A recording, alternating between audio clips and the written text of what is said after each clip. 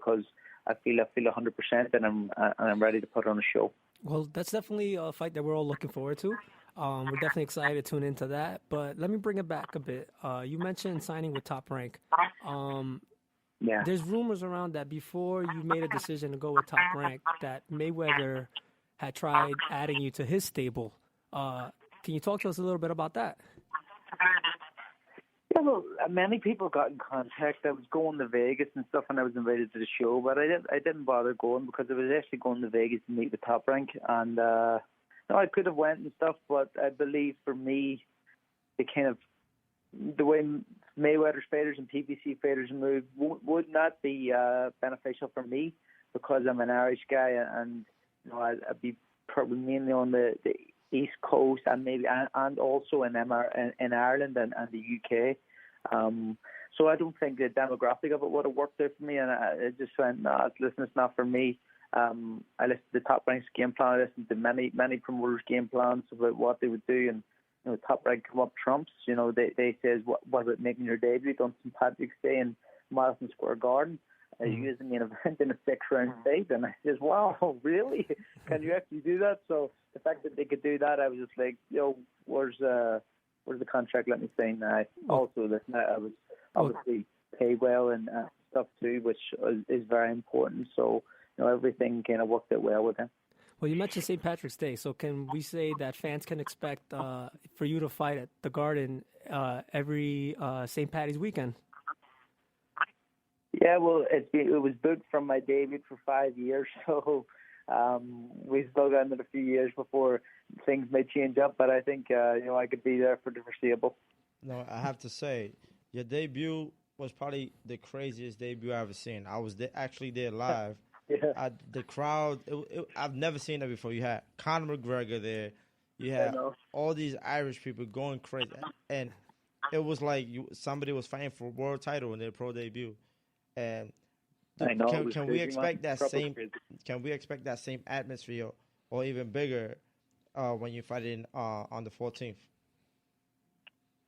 I'm not too sure, as it's a different. It's a big room on the 14th, so obviously there won't be as much. I don't think, and it's not St. Patrick's Day because that's when most Irish people travel to New York. But I expect a good crowd. I don't expect the same kind of crowd as what we get on St. Patrick's Day, as it is close to Christmas, and flights and accommodation they try to get to New York from Ireland is very expensive. But and obviously a lot of my followers are just like normal working class people, so it's very hard for people to kind of make all the fights. But I expect a good crowd. I expect it to be rowdy in there, and it's something that I'm excited about.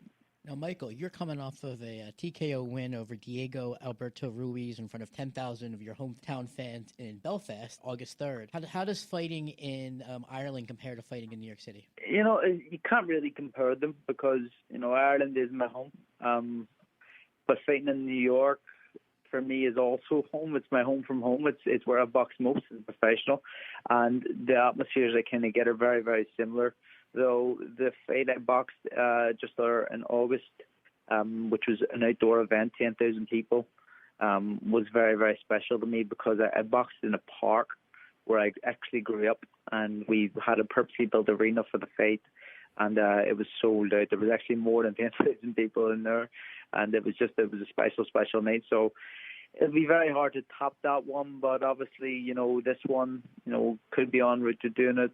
The St. Patrick's Day fights are unbelievable. The atmosphere is there is unbelievable. It's the two best places I'm supported anywhere I box in the world is New York and Ireland. So, I'm very, very grateful for my fans because they do travel, and I box often, so I'm boxing in different places in different parts of the world, and I still get a lot of fans traveling. Now, let me ask you. I read somewhere that that you're pretty much a big believer in the law of attraction.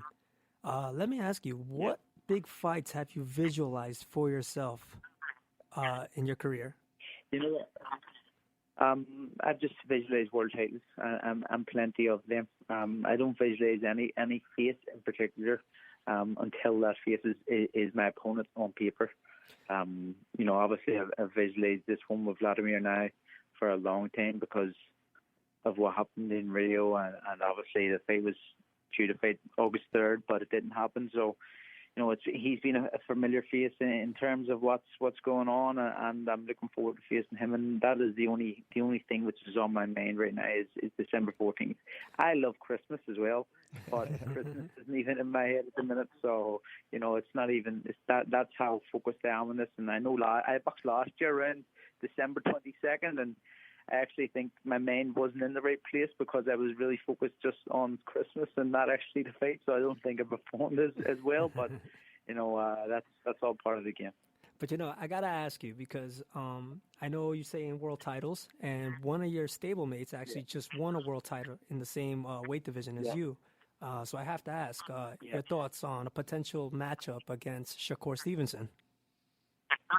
Yeah, fantastic matchup, fantastic fighter who's answered every question which has been put in front of him so far.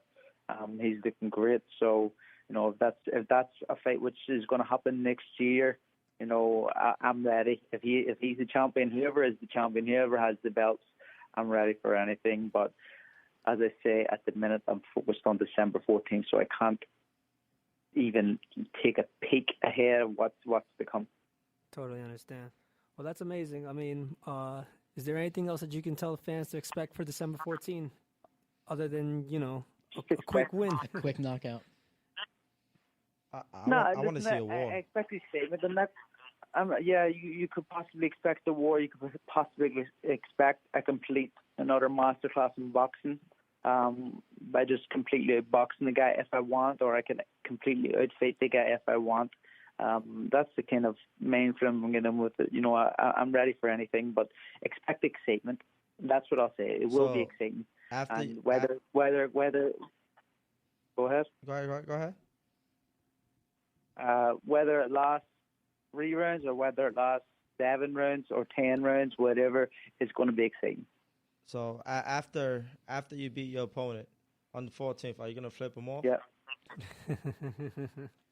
Yeah, I'm you have to flip off. You got to flip him off. You have to. That's how you got to end it.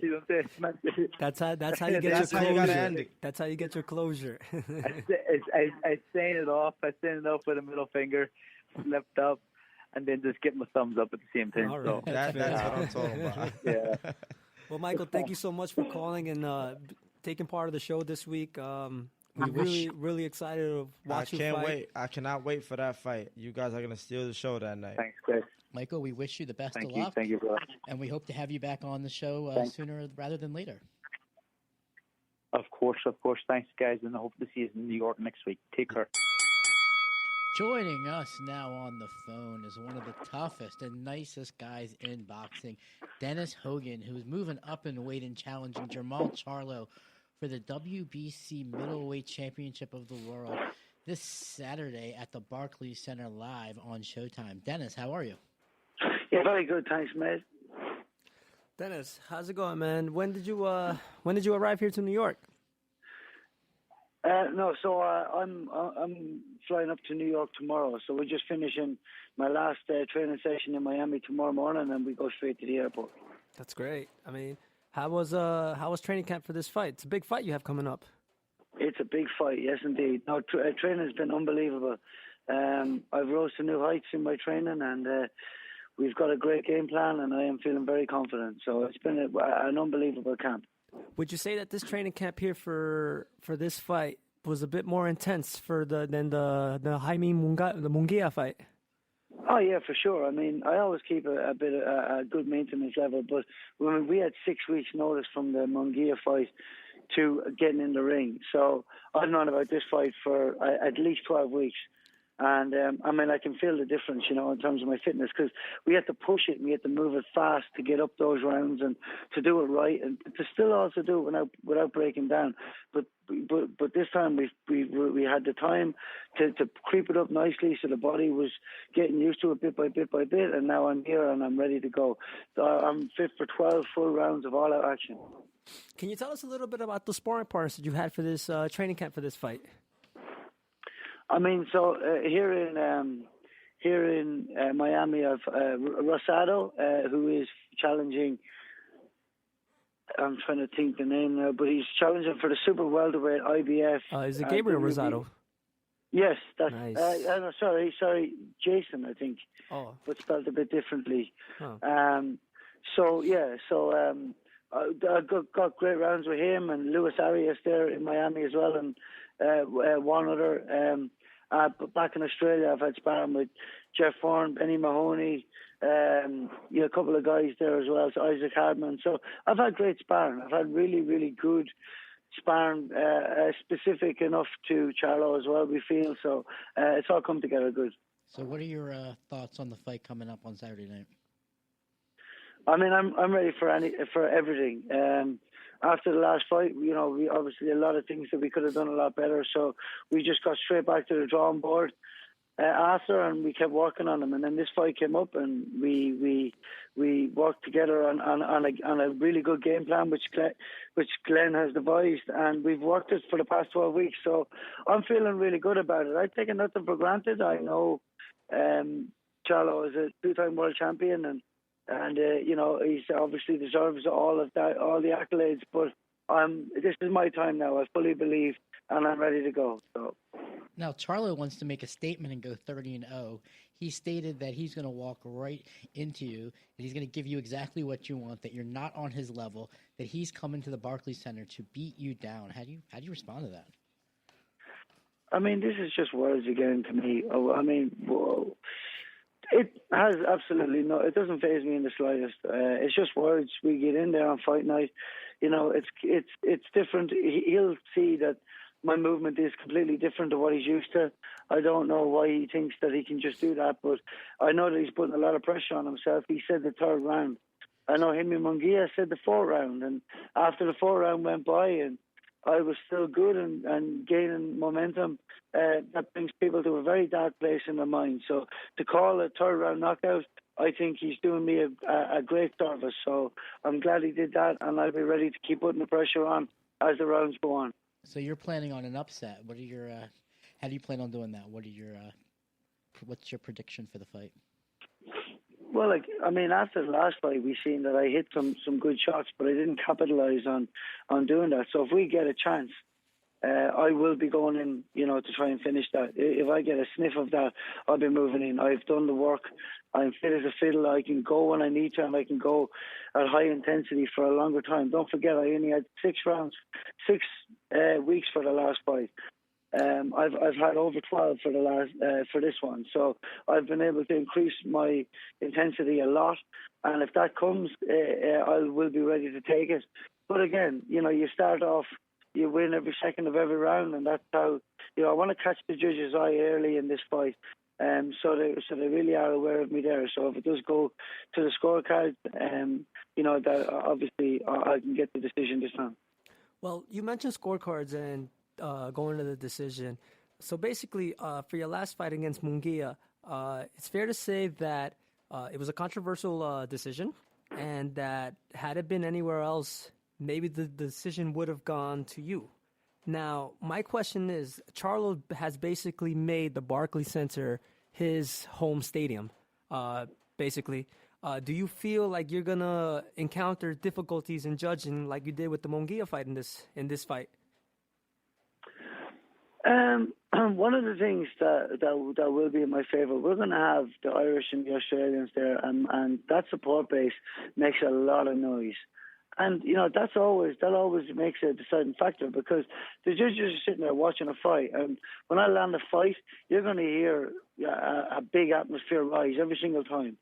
So, it's going to be a great atmosphere, and that's going to carry on throughout the fight, and I know that the judges can feel that. So that's all I have to go on. I mean, there's nothing really else I can do about it. All I can do is go with it. I truly feel like this is my time. I know I can outbox Charlo, and I just have to have faith that beating them well on points, and that I will get the decision. So. Now, let me take it back a little bit more, again, to the Munguia fight. So after that fight, I mean, you displayed a tremendous fight, beautiful fight, boxing fight that you did. How much has your life changed since that fight, since that performance in that fight, compared to where you were before?